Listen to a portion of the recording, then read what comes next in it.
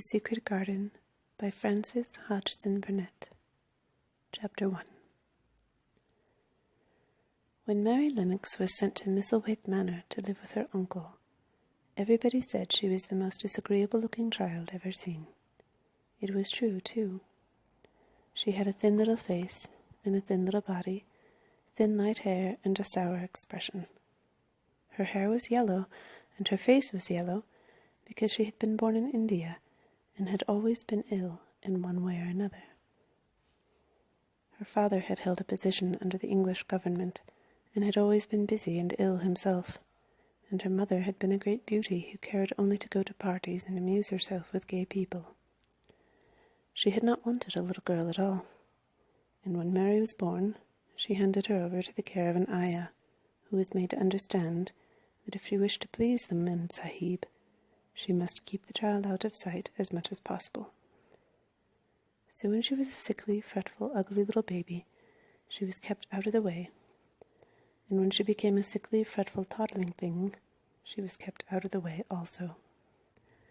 She never remembered seeing familiarly anything but the dark faces of her ayah and the other native servants, and as they always obeyed her and gave her her own way in everything, because the Mem Sahib would be angry if she was disturbed by her crying, by the time she was 6 years old, and she was as tyrannical and selfish a little pig as ever lived. The young English governess who came to teach her to read and write disliked her so much that she gave up her place in 3 months, and when other governesses came to try to fill it, they always went away in a shorter time than the first one. So if Mary had not chosen to really want to know how to read books, she would never have learned her letters at all.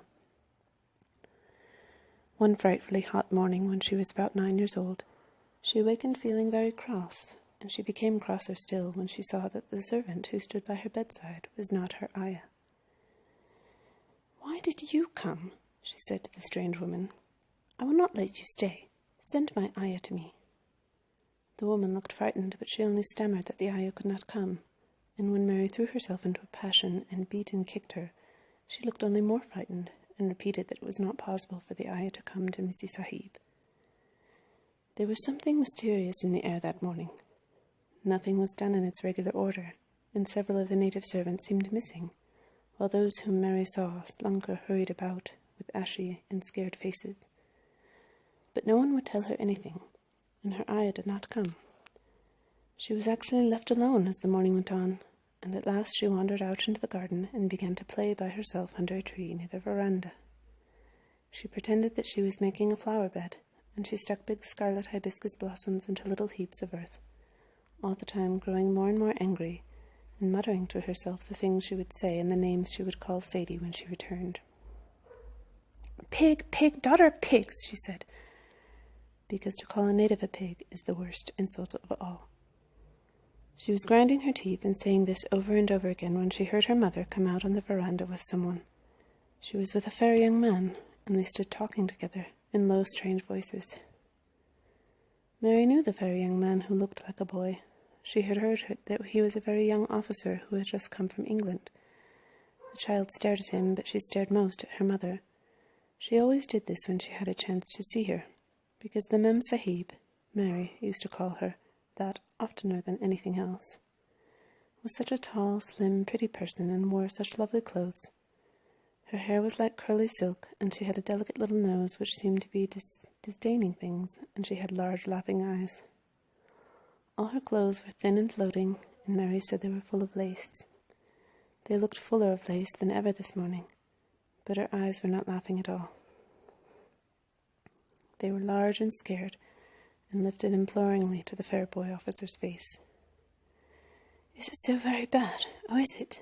Mary heard her say. "Awfully," the young man answered in a trembling voice. "Awfully, Mrs. Lennox. You ought to have gone to the hills 2 weeks ago." The Mem Sahib wrung her hands. "Oh, I know I ought," she cried. "I only stayed to go to that silly dinner party. What a fool I was." At that very moment such a loud sound of wailing broke out from the servants' quarters that she clutched the young man's arm, and Mary stood shivering from head to foot. The wailing grew wilder and wilder. "What is it? What is it?" Mrs. Lennox gasped. "Someone has died," answered the boy officer. "You did not say it had broken out among your servants?" I do not know, the Mem Sahib cried.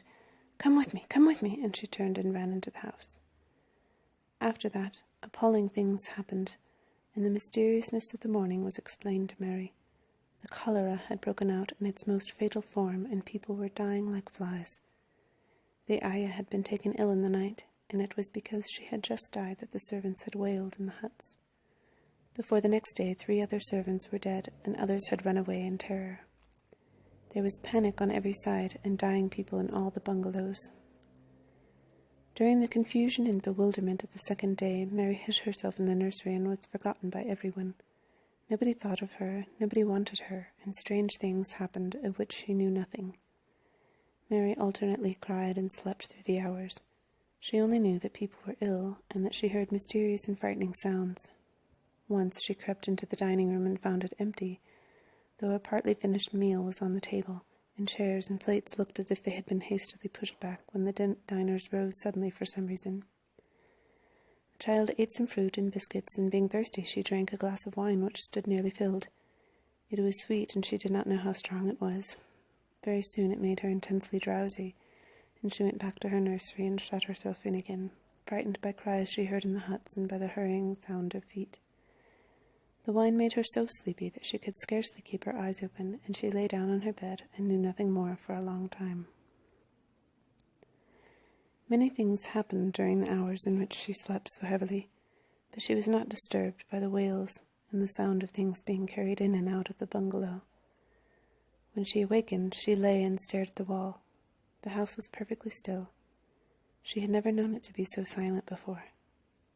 She heard neither voices nor footsteps, and wondered if everybody had got well of the cholera and all the trouble was over. She wondered also who would take care of her now her ayah was dead. There would be a new ayah, and perhaps she would know some new stories. Mary had been rather tired of the old ones. She did not cry because her nurse had died. She was not an affectionate child, and had never cared much for anyone.